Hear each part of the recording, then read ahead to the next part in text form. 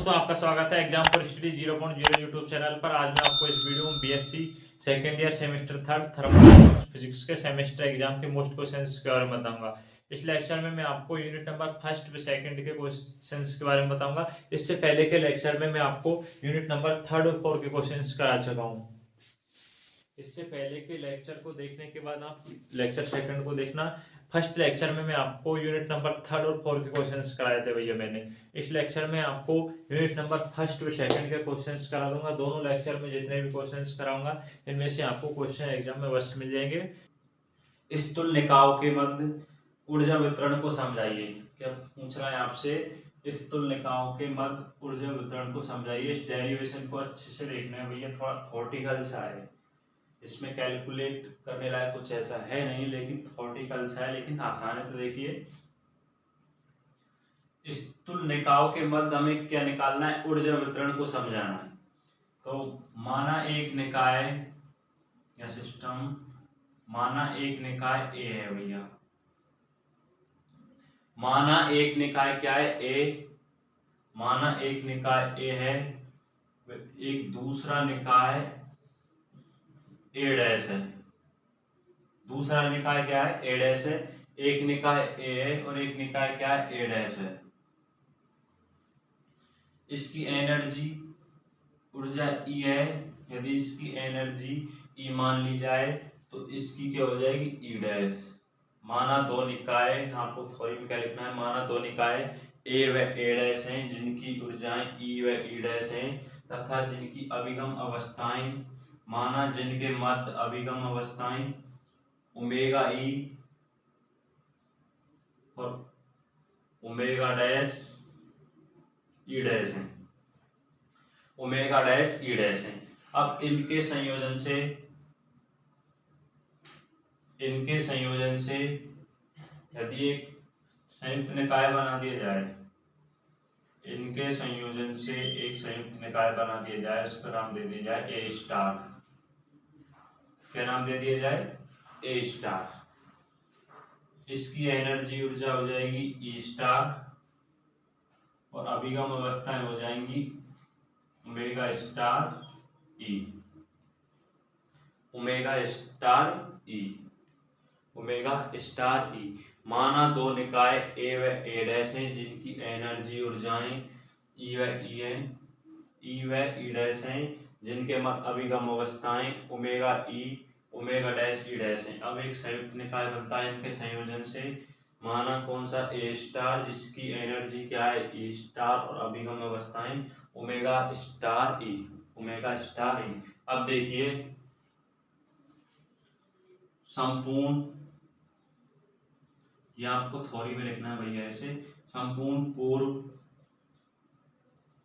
प्रायिकता नियम से, संपूर्ण पूर्व प्रायिकता नियम से, संपूर्ण पूर्व प्रायिकता नियम से देखिए, संपूर्ण पूर्व प्रायिकता नियम से निकाय में संपूर्ण प्रायिकता नियम से निकाय के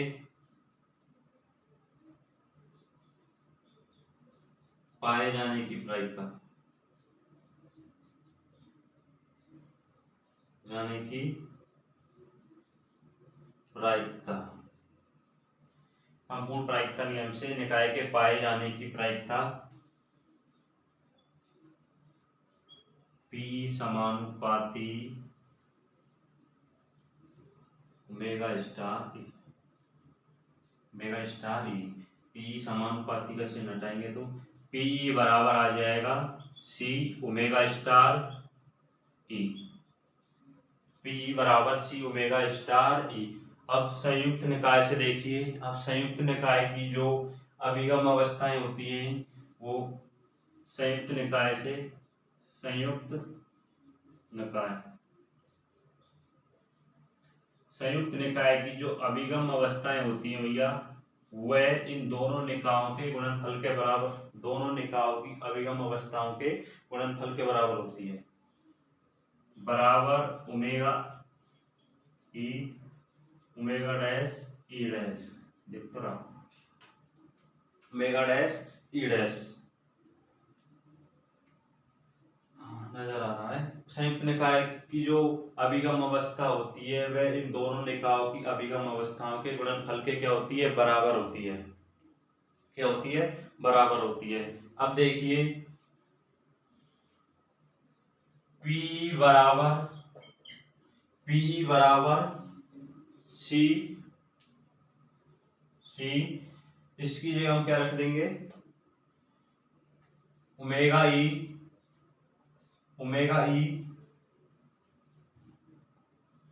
ओमेगा डैश ई डैश, ओमेगा डैश ई डैश क्या रख देंगे, ओमेगा डैश ई डैश।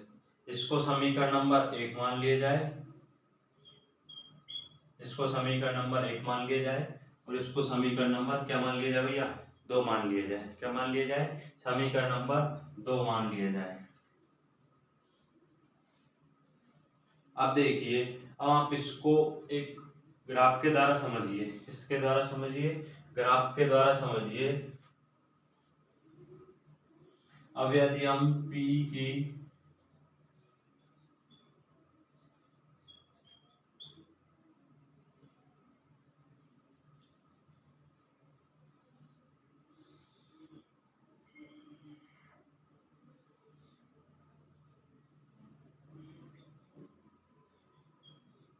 P और E के मध्य, P और E के मध्य ऊर्जा और प्रायिकता के मध्य, एनर्जी और प्रायिकता के मध्य ग्राफ देखिए।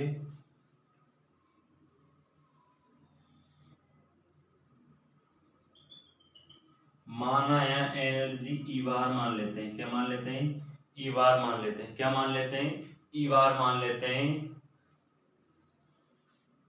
तो जो प्रायिकता होगी वो क्या होगी, मैक्सिमम होगी भैया।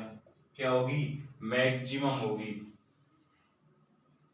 क्या होगी, प्रायिकता क्या होगी, मैक्सिमम होगी।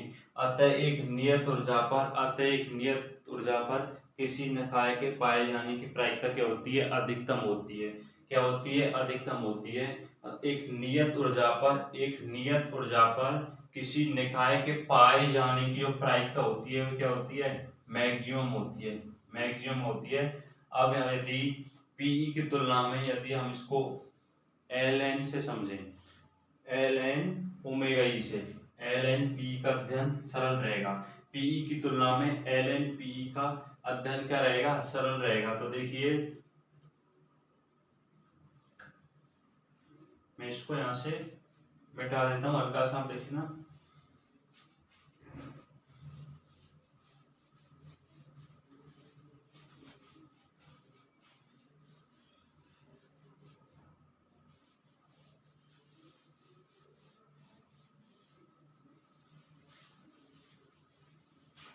पीई की तुलना में एल एन पी का, आपको एक लाइन लिखनी है कि पीई की तुलना में एल एन पी का अध्ययन क्या रहेगा, सरल रहेगा। तो समीकरण नंबर 2 में लघु गुणक लेने पर, समीकरण 2 का लघु गुणक लेने पर,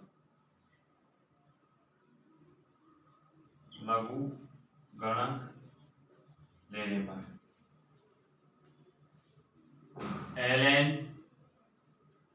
एल एन पी बराबर L N C omega E dot omega dash ई डैश। अब देखिए, अब चाहे तो आप इसको बिठा दीजिए।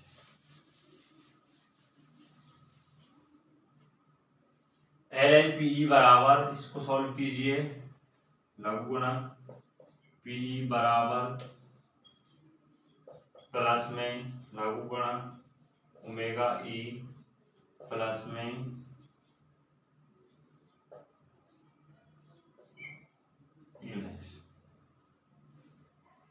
अब डिफरेंशियल कर दिया जाए, डिफरेंशियल विद 2e के सापेक्ष, किसके सापेक्ष, इस पूरे समीकरण का अवकलन कर दिया जाए, किसके सापेक्ष, e के सापेक्ष।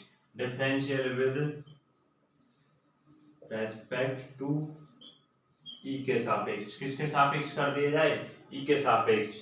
तो log x का हो जाएगा 1/x, क्या हो जाएगा 1/x, क्या हो जाएगा log x का 1/x अब पी का करिए किसके सापेक्ष, ई के सापेक्ष, डेल पीई अपॉन डेल ई, डेल ई बराबर नियतांक का क्या होगा, 0 हो जाएगा, प्लस में 0 log x का क्या होता है 1/x, 1/ओमेगा ई।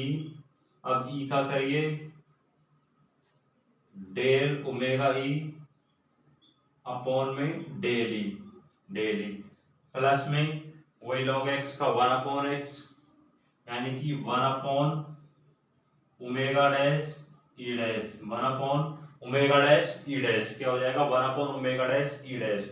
अब इसका करिए ओमेगा डैश का डेल ओमेगा डैश ई डैश, किसके सापेक्ष करना है अब आपको, ई डैश के सापेक्ष, तो आ जाएगा डेल अपॉन ई डैश, क्या आ जाएगा डेल अपॉन ई डैश।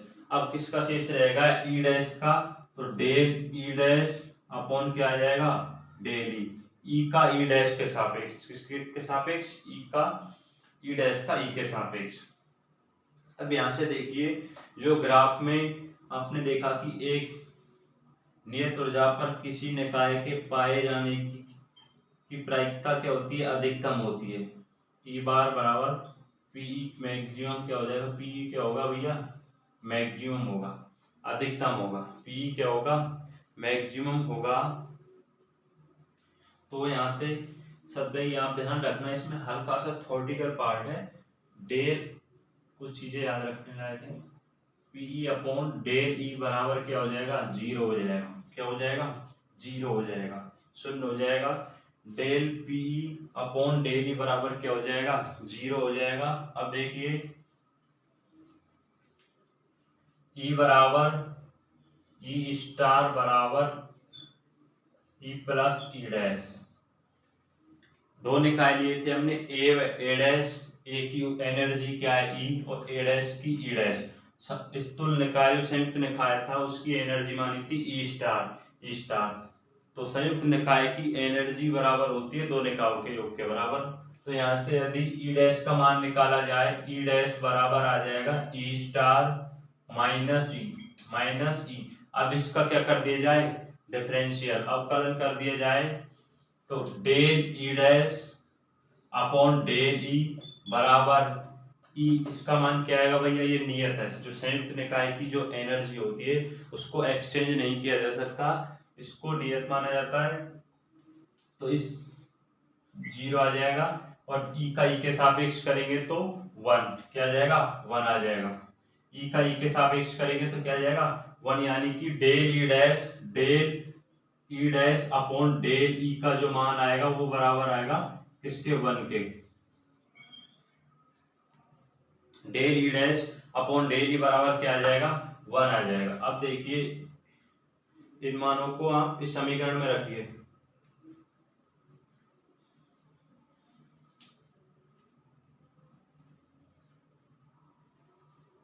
स्क्रीनशॉट ले लेना भैया।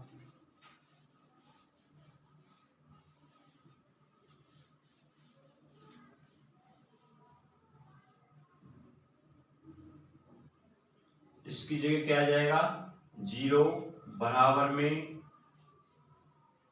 1/ओमेगा ई डेल ओमेगा ई अपॉन डेल ई और यहाँ क्या आ जाएगा माइनस चिन्ह, कैसे आएगा डेल ई डैश अपॉन डेल ई का मान क्या है -1 आया ना, -1, तो -1/ओमेगा डैश ई डैश डेल ओमेगा डैश ई डैश अपॉन डेल ई डैश। अब इसको यदि बराबर कर दिया जाए 1/ओमेगा ई डेल ओमेगा ई अपॉन डेल ई बराबर 1/ओमेगा डैश ई डैश डेल ओमेगा डैश ई डैश अपॉन डेल ई डैश डेल ई डैश अब यहां से यदि इसको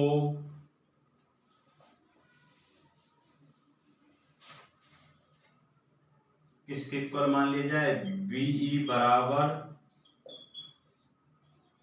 बीटा, सॉरी बीटा, बीटा ई बीटा ई डैश के इक्वल मान लिया जाए। किसके इक्वल मान लिया जाए, बीटा ई बराबर बीटा ई डैश के इक्वल मान लिया जाए, बीटा ई को बराबर बीटा ई। अब यहां से देखिए बीटा ई बराबर क्या होगा, 1/ओमेगा ई डेल ओमेगा ई अपॉन डेल ई, डेल ई, डेल ई। बीटा ई बराबर क्या हो जाएगा, ये आ जाएगा, और beta e dash, beta dash, beta e dash बराबर क्या आ जाएगा, 1/ओमेगा डैश ई डैश डेल ओमेगा डैश ई डैश अपॉन डेल ई डैश, डेल ई डैश। इस प्रकार हम इसको सॉल्व करेंगे, और आप यहां तक और लिख सकते हैं यदि चाहें तो इसको डेल अपॉन एल एन, यहां तक ही रहने दें। ये आपको इस प्रकार डेरिवेशन क्या हो जाएगा, सॉल्व हो जाएगा। इस प्रकार ये डेरिवेशन क्या हो जाएगा, सॉल्व हो जाएगा। स्थिर नकाव के मध्य ऊर्जा वितरण कुछ यूनिट नंबर फर्स्ट से भैया काफी मोस्ट इंपोर्टेंट क्वेश्चन है, बल्कि यूनिट नंबर फर्स्ट में यही डेरिवेशन है जो मोस्ट है, और बाकी का थ्योरेटिकल है ही। थर्मोडायनामिक्स फिजिक्स में थ्योरेटिकल सा पार्ट ज्यादा है, तो आप इस डेरिवेशन को अच्छे से देख लेना। इस तो निकाय के मध्य ऊर्जा वितरण, हमें दो निकायों की कल्पना कर दी है, उनके मध्य ऊर्जा का ईमानीय फिर अभिगम अवस्थाएं, इसी प्रकार उनसे संयोजन से एक संयुक्त निकाय बन जाता है। इस प्रकार आप इसको सॉल्व कर लेना और अच्छे से वीडियो को देखना, आपके समझ आएगा। नेक्स्ट क्वेश्चन देखिए,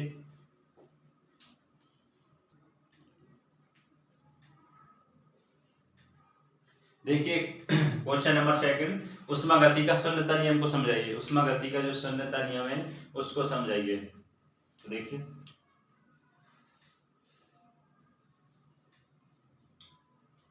उष्मा गति का शून्यता नियम देखिए, माना एक निकाय ए है, माना एक निकाय क्या है भैया, ए, एक निकाय ए है, ये दूसरा निकाय बी है, बी है, और ये तीसरा निकाय सी है। माना एक निकाय ए है, एक निकाय बी है, और एक निकाय क्या है, सी है। इसका टेम्परेचर या ताप, टेम्परेचर यानी कि ताप टी है, और इसका टीबी, इसका क्या हो जाएगा, टीसी। अब इनके मध्य यदि एक ऐसी दीवार लगा दी जाए जिससे हीट का एक्सचेंज नहीं हो, यानी कि उष्मा का एनर्जी आपस में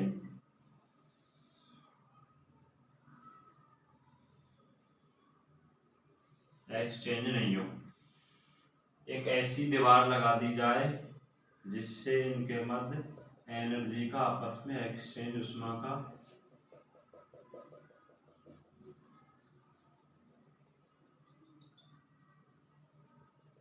इसको बोलते हैं उष्मारोधी दीवार। कौन सी, उष्मारोधी, उष्मारोधी क्या बोलते हैं, उष्मारोधी, उष्मारोधी, उष्मारोधी। अब देखिए इसी से ये यदि ए निकाय, ये बी, और ये सी, ये सी टेम्परेचर है ताप टीसी, टीबी और टीए, टीबी टीए टीसी। यहां फिर से वही क्या लगा देते हैं, वाह, दीवार लगा देते हैं,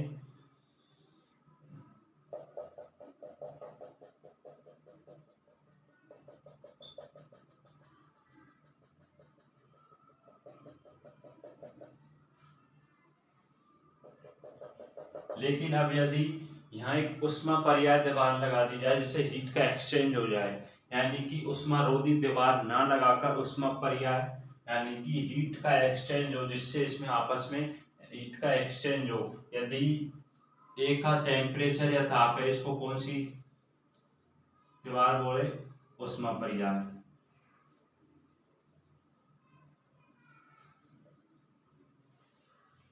यानी कि हीट का क्या हो, यदि ए और सी के मध्य उष्मा पर्याय दीवार लगा दी जाए जिससे इसमें आपस में क्या होगा, हीट का एक्सचेंज होगा। यदि ए का टेम्परेचर या ताप ज्यादा है तो एनर्जी इसमें चली जाएगी, और यदि सी का टेम्परेचर यानी कि ताप ज्यादा है तो ए इसमें आ जाएगी, ए निकाय में। और इसमें जब तक आपस में एक्सचेंज होता रहेगा, जब तक कि दोनों का टेम्परेचर क्या ना हो जाए, इक्वल ना हो जाए, यानी कि टी ए बराबर क्या नहीं हो जाए, टी ए बराबर नहीं हो T B, sorry T A बराबर टी सी, जब तक इसमें हीट का क्या होगा, एक्सचेंज होता रहेगा। और जब टेम्परेचर ताप बराबर आ जाएगा तो आप में टी ए बराबर हो जाएगा टी सी। जब टेम्परेचर क्या हो, समान हो, तो इसमें एक्सचेंज बंद हो जाएगा, टी ए बराबर टी सी। इसी प्रकार यदि टी सी बी और सी निकाय में देखिए, यदि इसका टेम्परेचर या ताप ज्यादा है तो इससे एनर्जी सी निकाय में चली जाएगी, और इसका टेम्परेचर या ताप ज्यादा है तो इसमें आ जाएगी। इसमें आपस में हीट का एक्सचेंज होता रहेगा, कब तक होता रहेगा, जब तक कि टेम्परेचर टी बी बराबर किसके इक्वल नहीं आ जाए, टी सी के, इसके टी सी के। अब देखिए, यदि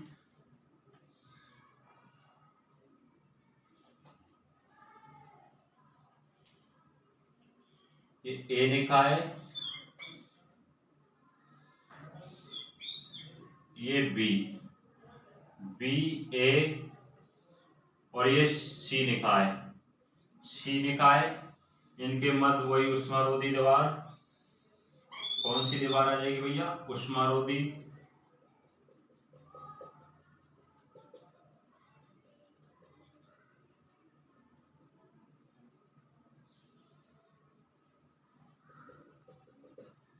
टेम्परेचर ताप टीवी टीसी टीए टीसी।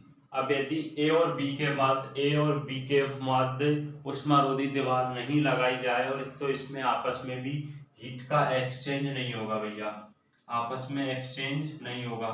ए और बी के मध्य भी उष्मारोधी दीवार नहीं लगाई जाए तो इसमें हीट का एक्सचेंज नहीं होगा, क्योंकि पहले से ही हम ज्ञात कर चुके हैं कि टी ए बराबर क्या होगा, टी ए पहले से ही सेम है भैया, टी ए बराबर इक्वल है, पहले से ही इक्वल है। इसको आपने जैसे ही सोल्व किया तो इसी से इक्वल आ गया, टी ए बराबर टी बी।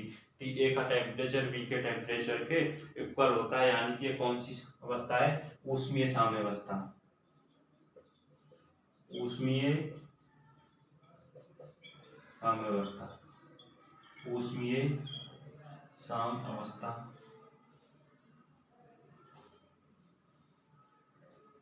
अब देखिए, आपको दो निकायों की कल्पना करनी है और इस प्रकार से इसको सॉल्व करना। आप इसका आप नियम लिख लीजिए थोड़ा थ्योरेटिकल टाइप में।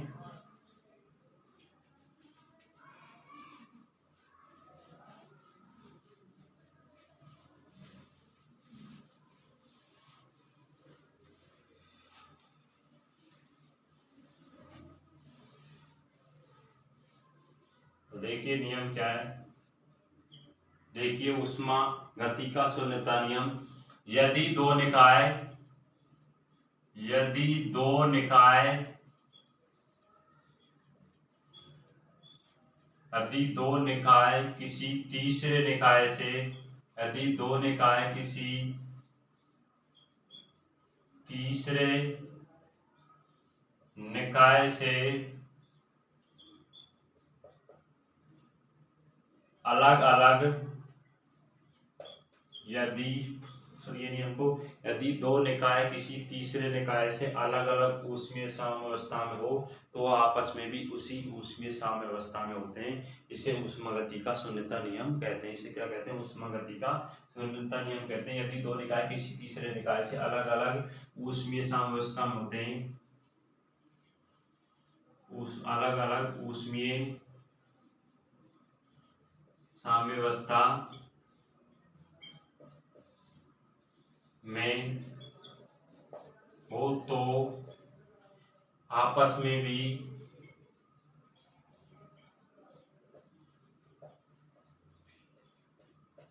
वे उसी साम्यावस्था में होते हैं। ये आपको अपने निकायों के द्वारा समझा, उससे क्लियर हो गया होगा। यदि दो निकाय किसी तीसरे निकाय से अलग अलग ऊष्मीय साम्यावस्था में हो तो आपस में भी वे उसी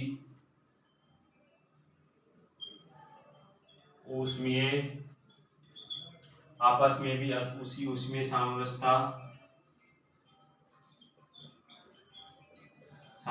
में होते हैं, उसी ऊष्मीय साम्यावस्था में होते हैं, उसी ऊष्मीय साम्यावस्था में होते हैं। इसे ऊष्मागति का शून्यता नियम कहते हैं।